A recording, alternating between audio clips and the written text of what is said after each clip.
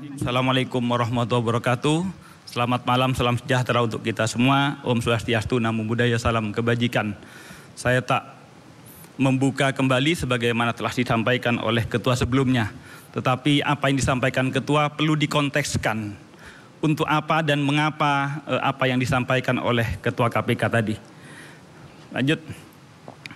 Kami akan memaparkan secara deskripsi kondisi strategis pemberantasan korupsi di Indonesia. Sebagaimana kita ketahui, Indonesia lahir dan kemudian menjadi tumbuh sebagai negara sebagaimana kita saat ini jejaki.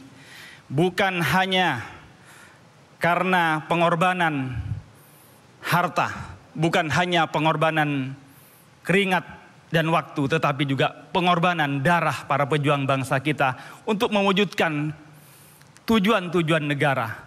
Tujuan yang pertama adalah bagaimana Indonesia bernegara dengan mewujudkan pelindungan bagi segenap bangsa dan seluruh tumpah darah Indonesia. Kedua, memajukan kesejahteraan umum. Ketiga, mencerdaskan kehidupan bangsa. Dan keempat, ikut melaksanakan ketertiban dunia yang berdasarkan kemerdekaan, perdamaian abadi, dan keadilan sosial.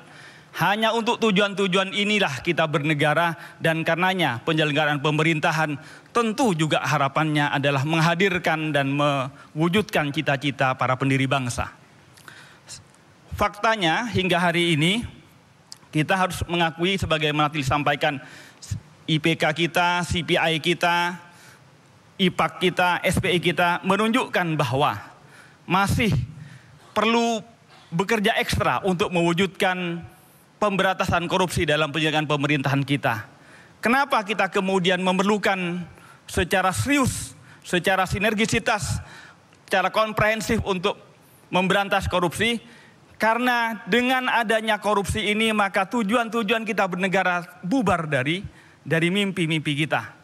Sebagaimana kita ketahui, ketika ada korupsi, barang yang mungkin harganya 1 juta bisa kemudian dihargai dengan 2 juta karena berharap ada kickback. Berarti mekanisme pasar di mana barang terbaik dihargai dengan terbaik, kemudian di hadapan korupsi bisa kemudian menjungkir balikkan itu.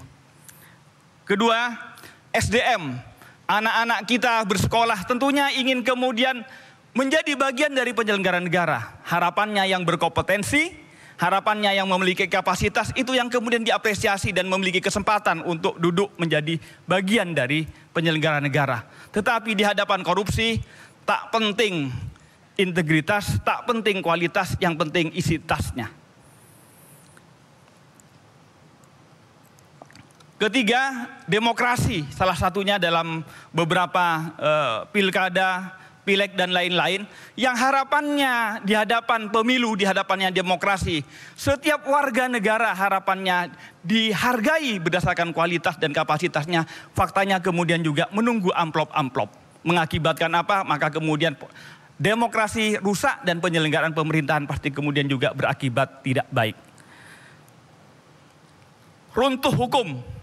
Di hadapan hukum mestinya siapa yang benar yang kemudian diapresiasi dan kemudian dilindungi. Tapi kemudian ketika hukum diliputi dengan korupsi, maka siapa yang memiliki banyak uang yang kemudian bisa membeli kebenaran. Pelanggaran HAM dan lain-lain. Inilah bagaimana kita kemudian menyaksikan kemiskinan masih merajalela, alam rusak, banjir dan lain-lain. Itu adalah salah satu dampak dari pembangunan penyelenggaraan pemerintahan yang masih diliputi dengan korupsi. Apa saja sebenarnya korupsi tersebut? Sebagaimana diatur di Undang-Undang 31 99/2001 ada sekitar 30 norma dalam 20 pasal, dari pasal 2 sampai pasal 22. Kalau kita jelaskan secara singkat, ada 3 jenis, ada 7 jenis. Pertama, dari perbuatan melawan hukum atau menyalahgunakan wewenang yang mengakibatkan kerugian negara, diatur pada pasal 2 ayat 1. Kedua, suap. Ketiga, pemerasan. Keempat, gratifikasi. Kelima, perbuatan curang. Keenam, konflik of interest atau COI. Dan terakhir, perbuatan yang berkaitan dengan tindak pidana korupsi. Inilah yang disebut korupsi yang kemudian merusak sendi-sendi penyelenggaraan pemerintahan. Apa kepentingan kita kemudian mengatur dan kemudian melarang korupsi? Karena dalam korupsi yang terugikan ada dua hal minimal. Pertama, keuangan negara yang mestinya efektif, efisien, maka kemudian tidak efektif, tidak efisien. Yang kedua, kewenangan publik yang mestinya di hadapan pemerintah dan negara, setiap warga negara sama menjadi tidak sama. Dua kepentingan inilah yang kemudian mengapa korupsi harus diberantas. Ini disadari bukan hanya pada masa saat ini, tapi korupsi sudah kemudian menjadi kesadaran dari masa dan orde-orde sebelumnya. Dari masa Bung Karno. Bung Karno pada saat tahun 1957 sampai 1963 telah mendirikan PARAN, Panitia Rotolin Aparatur Negara. Di situ juga isunya adalah isu korupsi. Kemudian era Pak Harto. Pada tahun 1967 Pak Harto telah membentuk tim pemberantas korupsi dan juga Komisi 4 yang kemudian melahirkan juga perubahan ataupun revisi pertama undang-undang dari KUHP kepada undang-undang pertama korupsi kita, yaitu Undang-Undang 371. Masuk kepada era pertama reformasi mulai dari B.J. Habibie kemudian ke Kiai Haji Abdurrahman Wahid, mulailah ada TGTPK pada tahun 2000. Kemudian bergeser pada tahun 2023 di era Presiden Megawati Soekarno Putri, lahirlah Undang-Undang 30 2002 yaitu Undang-Undang KPK.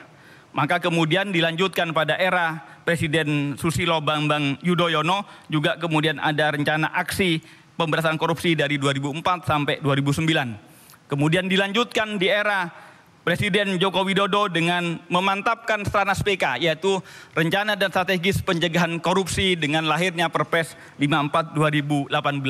Ini semua menyadarkan bahwa bangsa kita sesungguhnya setiap orde, setiap pemerintahan menyadari bahwa korupsi adalah penyakit yang harus diberantas dari masa ke masa.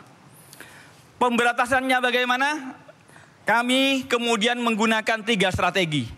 Pertama, pendidikan. Harapannya setiap warga negara, apalagi penyelenggara negara, dari dirinya berkomitmen untuk tidak mau korupsi. Kedua, dari sisi pencegahan, agar sistem tata kelola penyelenggaraan pemerintahan, baik tata kelola keuangan dan wewenang publik, itu tidak bisa dikorup. Ketiga, penindakan. Harapannya agar yang tertangkap pelakunya jera dan orang lain takut. Harapannya efek deterrennya seperti itu. Kemudian apa saja sesungguhnya lembaga-lembaga yang telah didirikan di negara kita. Dari struktur pencegahan, kita telah memiliki di daerah ada Bawas, ada inspektorat, naik ke atas lagi ada kemudian inspektorat provinsi, ke pusat ada BPKP, itu internal pemerintah. Ada BPKP, ada BPK, itu adalah semua instansi-instansi pencegahan. Selain itu juga memiliki Kemenpan RB yang kemudian menata agar ASN-ASN kita kemudian juga bisa akuntabel. Kemudian ada BPS yang mengukur IPAK dan lain-lain. Itu semua adalah bekerja untuk kemudian memastikan penyelenggaraan pemerintahan dalam kelola uang dan kelola wewenang publik tidak bisa dikorupsi. Di bidang penindakan, ada polisi, ada jaksa, ada KPK, disupport oleh PPATK, disupport oleh akunting forensik dan lain-lain. Itu semua adalah bagian dari komitmen bangsa kita untuk memberantas korupsi. Hasilnya ada banyak, misalnya hal-hal yang kemudian telah memiliki banyak perbaikan. Misalnya dalam tata kelola pelabuhan, kita telah kemudian masuk menjadi 20 negara tercepat dalam pelayanan pelabuhan. Penggunaan NIK yang dulu bansos kadang kemudian tidak tepat sasaran karena kemudian setiap kementerian mengajukan banyak pemohon, tapi ternyata ketika dipadukan ternyata orangnya itu lagi walaupun dari berbagai kementerian yang berbeda. Itu semua adalah komitmen dan raihan-raihan yang telah kita torehkan. Tapi bagaimana sesungguhnya dalam angka korupsinya? Ternyata statistik penanganan korupsi bukan hanya angka cegahnya, bukan hanya komitmen, angka penangkapan dan juga angka penindakannya ternyata masih tinggi. Sebagaimana disampaikan tadi oleh Pak Ketua. Di PBJ hampir keseluruhan daerah masih bermasalah dari PBJ. Di SDM hampir sama, di perizinan juga begitu. Ini menggambarkan bahwa apa? Ada yang perlu dirapikan dalam pencegahan kita. Telah banyak struktur yang mencegah, telah banyak struktur negara yang melakukan penindakan, tetapi angkanya tetap mengakibatkan kita masih menunjukkan perlu koordinasi dan sinergi yang lebih rapi lagi. Lanjut, SPI dan IPAK kita. Sebagaimana disampaikan tadi oleh Pak Ketua juga, CPI kita, Corruption Perception Index kita dari 34 di 2014 naik kemudian kita di 2002 kemarin kembali turun ke angka 34. Artinya proses pemberantasan atau perjuangan kita mengalami stagnan. Kedua, SPI kita juga dari 72,4 menurun pada tahun 2022 ini menjadi 71,94. IPAK kita 393, 392. Turun 0,01. Yang perlu dipahami apa?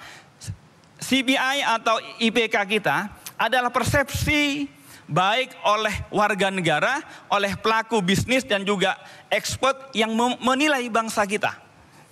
Kedua, bicara SPI. SPI apa? Survei penilaian integritas yang mengukur institusi dari tingkat korupsinya. Apakah pelayanannya sudah tidak ada korupsi atau tidak. Sementara IPAK adalah indeks perilaku anti korupsi, yaitu menilai perilaku person.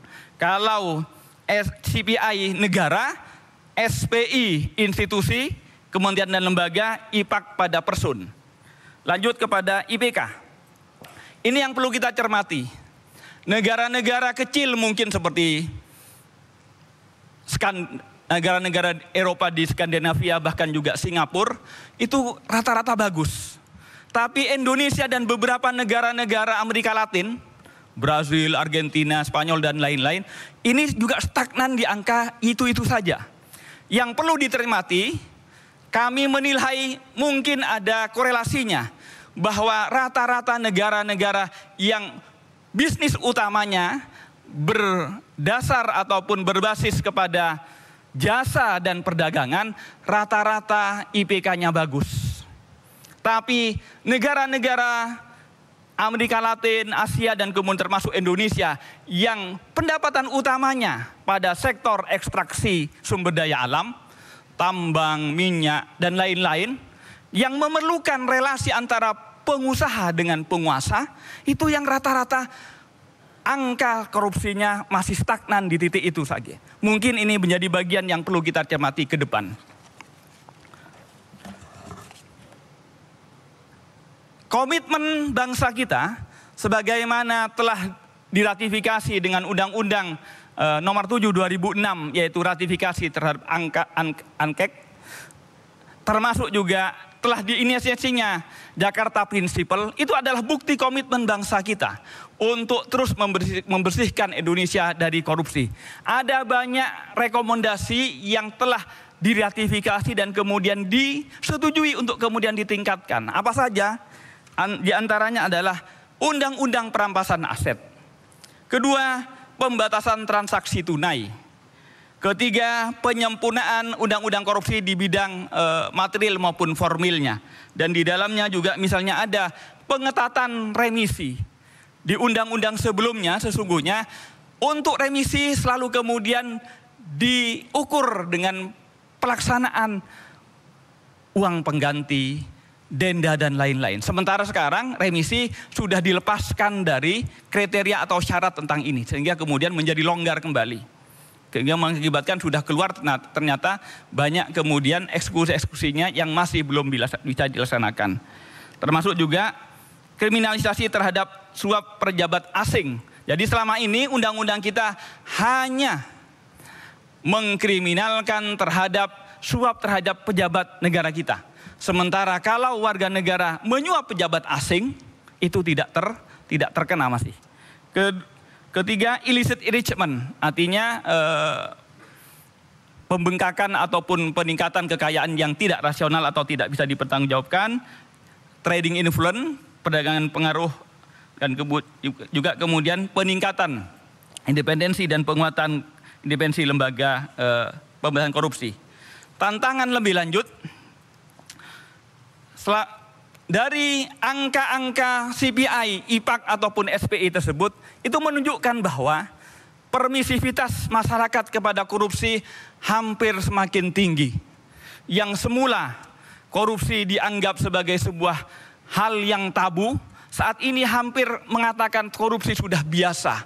Bahkan setiap akses mau mendapatkan hak, mau mendapatkan izin tertentu, seperti seakan-akan harus dengan suap.